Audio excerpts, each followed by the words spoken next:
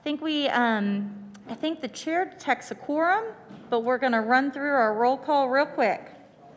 Council Lady Allen, and y'all can just raise your hands. Council Lady Allen, Benedict. Thank you. Or yell. That's probably better actually, because I didn't see Council Lady Allen. Bradford, Cash, Evans, Gamble, Hager, Hall. Chair's here. O'Connell, Parker, Rutherford, Stiles, Toombs, Van Reese, Welch, Withers. Wonderful. We have a quorum. I do not need the vice chair to make a motion with me. We will dive right into the consent agenda. I know you are all super excited about this. I'm going to go ahead and let you know that on our consent agenda, we're adding item number 7 and item number 9. Other than that, there are no current changes. So here we go on consent. So that would be item 2, 3, 4, 7, 8, 9, 10, and 11 are on consent. Any bumps there? Otherwise, I'm going to get to reading. All right. RS 2021-920, Taylor and others, approves the Fourth Amendment to the lease agreement between the Metropolitan Nashville Police Department and Signature Center LP for office space for the Police Advocacy Support Services PASS program. Proposal number, so forth and so on. Item number 3, RS 2021-922, Taylor and others, amends ordinance number BL 2021-1714 to authorize the Metropolitan Government of Nashville and Davidson County to abandon existing utility easement rights for property located at 2501 Clifton Avenue. Proposal number, so on and so forth. Item number 4 is RS 2021-924 by Evans. We have a letter to approve. Do we have Councilman Taylor here? We do, right? Oh, we have a letter. We got a letter. We're good. Thank you. Council Lady Evans sent a letter as well. This is RS 2021-924. It amends ordinance BL 2015-9 to authorize the Metropolitan Government of Nashville and Davidson County to abandon a sewer pumping station building and associated easement to retain the remaining public utility and drainage easements, and to correct and update the map and parcel information for properties located at 4872 Myrna Drive, Tulip Grove unnumbered, and Colchester Drive unnumbered. Proposal 2015, so on. Taking us to item number 7, BL 2021-654 by Rosenberg. We have a letter. This is a motion to defer. The rest have been for approval.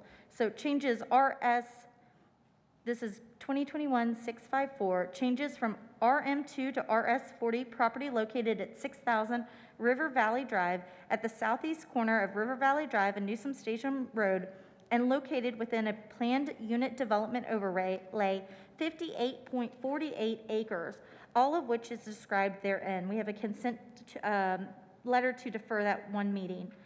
Item number 8 is BL 2021-655. This is on consent to defer. We have a letter requesting that. It cancels a portion of the Riverwalk Planned Unit Development District located at 6000 River Valley Drive at the southeast corner of River Valley Drive and Newsom Station Road, 58.48 acres, approved for 61 multifamily dwelling units, all of which is described therein. Item 9 is BL 2021-668 by Sledge, who sent a letter.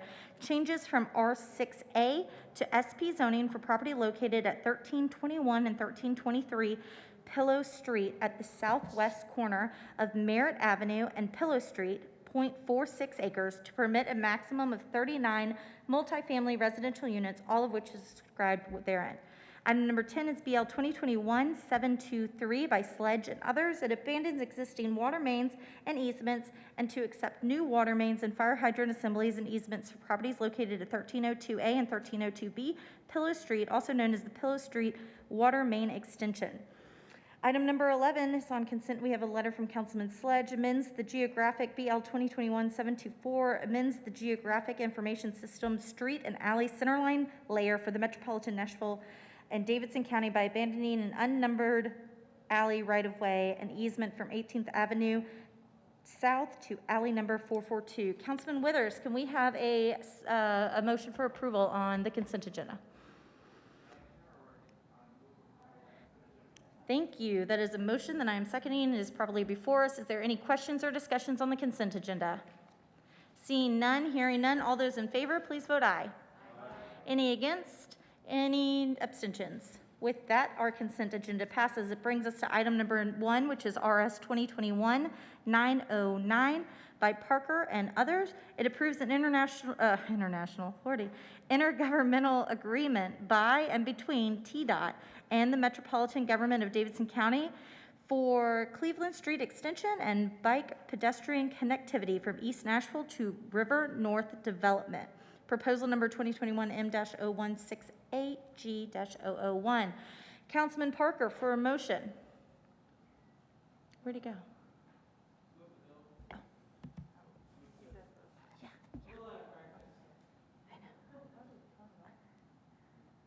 I just have to find, there we go, thank you. You hear me now?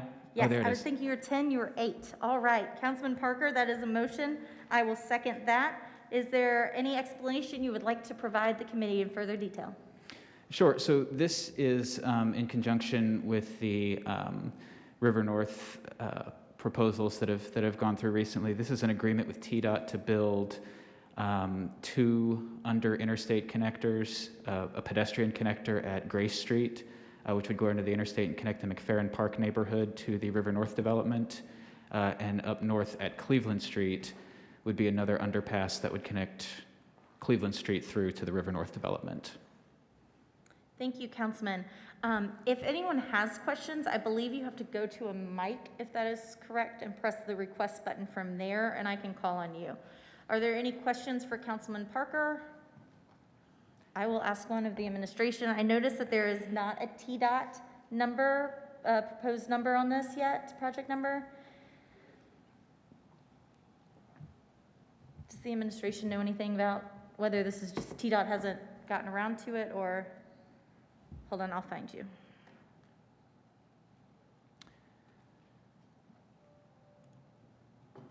Mike, I think you're on. Jameson. Can you hear me? Yes. Yeah, I will confirm with TDOT before the hour is up as to the status of the number. I assume it has something to do with the application for federal funds, which Metro would be eligible for. But let me confirm that and report back before the end of the meeting. All right, thank you. Yes.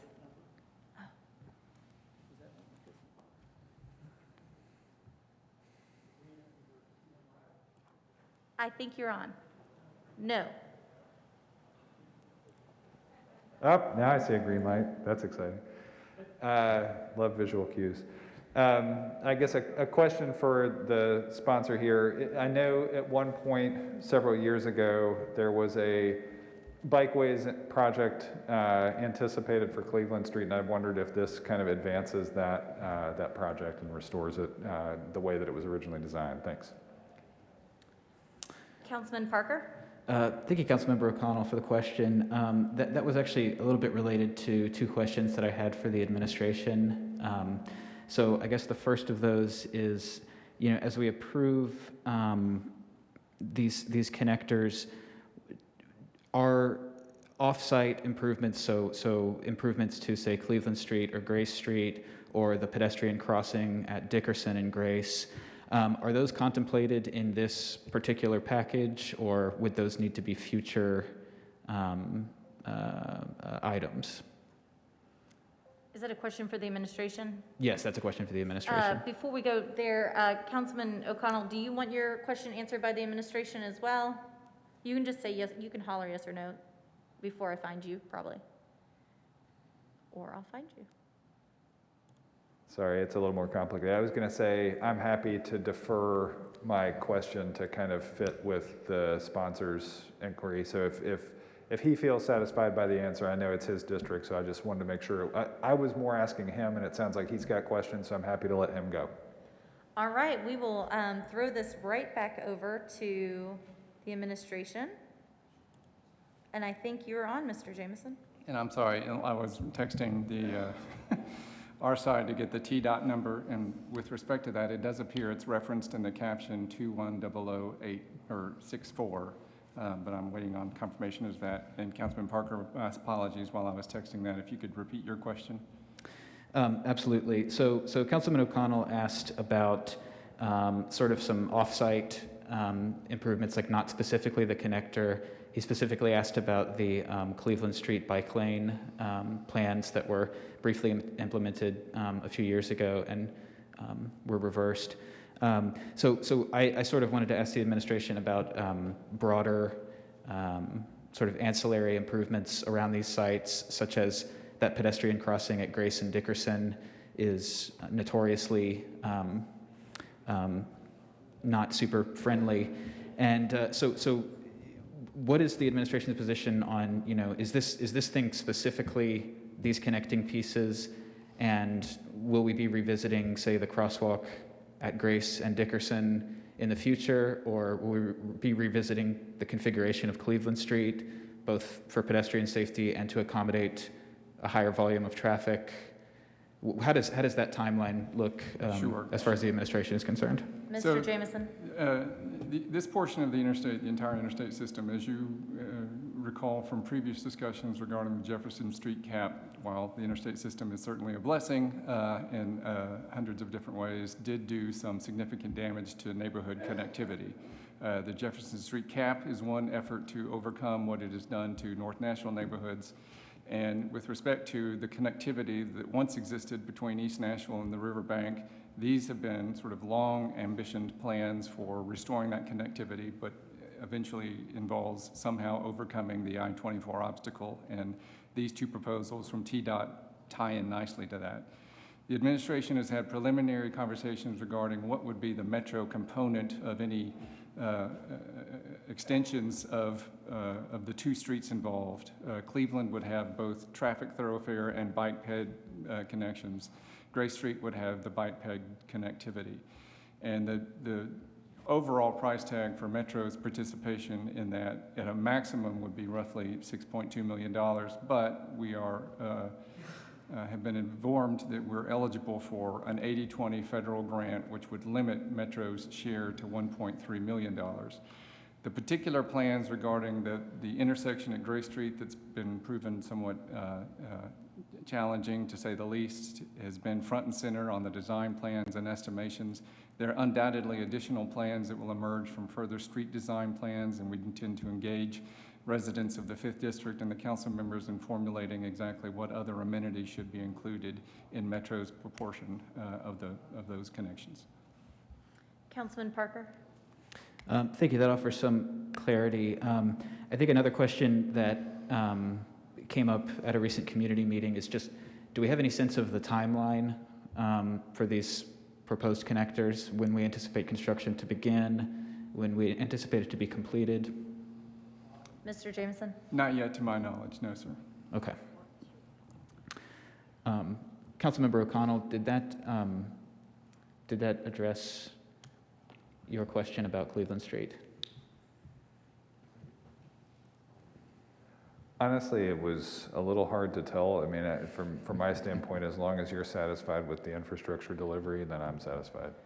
What I'll say is, I think that it's going to be necessary to revisit Cleveland Street and its configuration, but as we know, those things cost money, and that requires the administration's support to accomplish anything like that. Thanks. Councilman Parker, do you have anything else? That's all I've got. Thank you. All right, thank you. Any other council members on RS 2021-909? Seeing none, hearing none, we have a motion properly before us, and with that, all those in favor? Any against? Any abstentions? With that, your resolution passes. Councilman Parker, congratulations. That takes us to item number 5, RS 2021-927 by Councilman Syracuse. It requests the Metropolitan Planning Department, Metro Arts Commission, Nashville Office of Arts and Culture, Metropolitan Historic Commission, and the Nashville Convention and Visitors Bureau Corporation, and the Nashville Area Chamber of Commerce partner together to take an inventory of every music venue in Nashville to better inform the metropolitan government as to best I'm struggling tonight. Preserve, sustain, and support these venues for decades to come. Can I get a motion? Motion and second, properly before us. I actually have some questions for the administration. This resolution leaves out the Department of Economic and Community Development. I would venture a guess that this would typically be something that would be run through that office. Is the Department of ECD involved in this or have comment on it?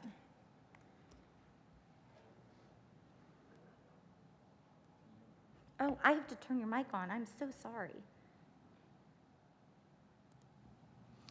Chair Murphy, our new ECD director, Courtney Pogue, started about 4 days ago and has not become familiar with this legislation yet, and for that reason is not here today to speak on it, and I don't have his feedback to provide to the council quite yet. All right, thank you. So I have some concerns about this legislation that is picking one industry over other industries. I think that we have several other restaurants, meat and threes that we are very known for and popular for that we're not studying and picking out here. And I think it doesn't define music venue, and that does concern me that as Councilman Withers and I were talking about earlier, he has a restaurant that he's getting complaints about having live music, and I'm wondering if that is going to be defined in this. Councilman Syracuse, let me figure out which mic you're at. 6? Is that 6? Does anybody else have a map? No. 5.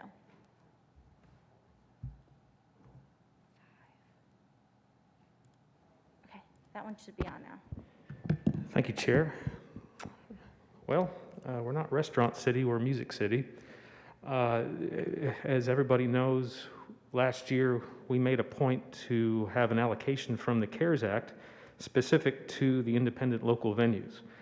And as we all know, our local independent venues are in somewhat of a precarious situation. Specifically, Exit In is at the height of this right now. These are critical places, institutions for Nashville's creative economy. And so if we lose these, as I've hopefully articulated in the resolution, it is very damaging to the overall music ecosystem. And so I'm happy for anybody else to sponsor a piece of legislation, a resolution asking for us to look at restaurants or any other segment of our economy.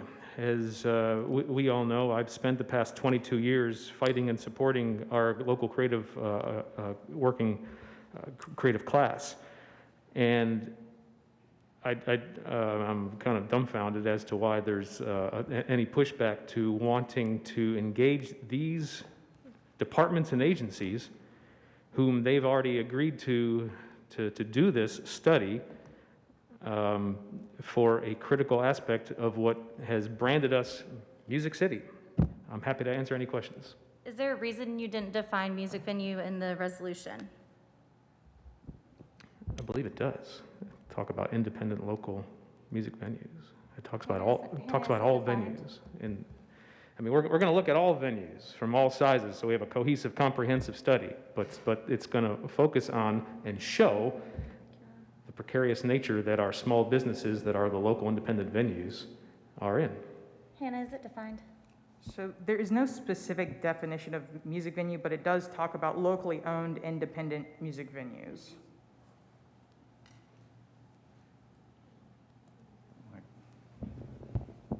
Chair Murphy, the language in the resolution was actually what was used in the CARES Act CARES Act. appropriation resolution, so I just So it took would that throw same. back to that? Mhm, yes, ma'am. Okay, so that would give some guidance to these organizations on what they're doing? All right, any further questions? I'm finding you. I think you're... Thanks that you Yes. found me. Yeah, I think this is principally a question for the administration. Seems like a great opportunity to get an update on the status of the Music City Music Council. Is that still an active initiative at this point? It seems relevant to the way this resolution would try to get a study determined. So I don't know if that is still an active part of Metro government or not, and just wanted the administration to comment on that. Mr. Jameson? Thank you, Chair. Thank you, Councilman O'Connell. It is still active. It has not had a meeting in recent memory, inevitably attributable to the pandemic and the effect that had on music venues. If there's any interest, we've intend to address with our new ECD director, Mr. Pogue, and if there's any interest in including that more specifically in this legislation, we'd be supportive. Great, thank you. And I think Councilman O'Connell kind of hit to my point that I feel like our mayor's office has economic and community development as an office in there. We have a new director, and that this would be better served if they were somehow involved in this. Any other questions or comments? Okay, with that, we'll take a vote. All those in favor say aye. Any against? Any abstentions? Your resolution is passed. Taking us to item number 6, which is BL 2021-620 by Allen and others. It amends Chapter 17.36 and 17.40 of Title 17 of the Metropolitan Code to create detached accessory dwelling units (DADU) overlay districts. Proposal number 2021-7002-TX001. Council Lady Allen, I will go ahead and make your motion. Councilman Withers, thank you. And Council Lady Allen, I'll find you. I'm still I think you're on. Good for you, because I have no idea what to push. Thank you. This, we've talked about before, does not change zoning anywhere. It just creates a new tool in response to a direct request, both from families who would like to use this tool and from housing affordability advocates who see this as another way to increase housing diversity in Nashville. It is because of concerns that I've heard from neighborhood groups. It applies only in the urban zoning overlay. It doesn't apply anywhere, but it can only apply in the urban zoning overlay. It requires a minimum of 30 contiguous lots to go together as a group and decide that they want this, and to go through the councilmanic process, put up the red and white signs, have public hearings. So it's very much something that would be neighborhood driven, which is the goal. And there would be no shared lot lines with any non-overlay lots. And because of concerns that were expressed, it specifically does not allow short-term rental in any of the new DADUs that might be constructed after the overlay is adopted in an area. But again, this does not apply an overlay anywhere. It simply creates a new type of overlay, adds it to the 12 that already exist, and then if neighborhoods want it, they can work with their council member or not. So with that, I would answer any questions and ask for approval. Thank you. I'm going to go ahead and ask a question of Ms. Milligan from Planning. I have some neighbors who are concerned about this being basically larger spot zoning. Does the Planning Department have any concerns about this making kind of distinctions within zoning code or zoning buckets that we already have? Hi, we do not have that concern. The planning staff recommended approval and the Planning Commission also recommended approval. It is not unusual to have overlays that cover only certain parts of neighborhoods. A good example would be something like the contextual overlay, which I think in one case is applied to one block. And so it would not be unusual to have overlays that cover parts of areas that are zoned for single family. Thank you, Ms. Milligan. Does anyone else have any questions for Council Lady Allen? Any other comments on the legislation? Is there anything else you want to add, Council Lady? No, but I will continue to answer questions if people have any. I did send out the PowerPoint from the community meeting that we had, so I hope people had a chance to look at that. And please ask me your questions online or offline, since we're all here together. Great, thank you. All right, seeing no one else in the queue to discuss, all those in favor, voice vote by aye. Aye. Any against? No. I'm against. Oh, raise your hand if you're against. So Larry and myself. Anyone else? So 2 against, and I don't have the count of the rest of us. And that takes us to the end of the calendar, unless somebody sees something I am missing. With that, we are adjourned.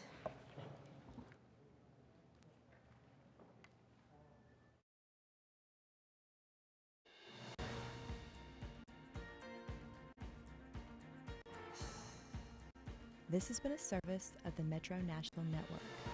If you would like to see this presentation again, or for more information about this and other programs, visit nashville.gov.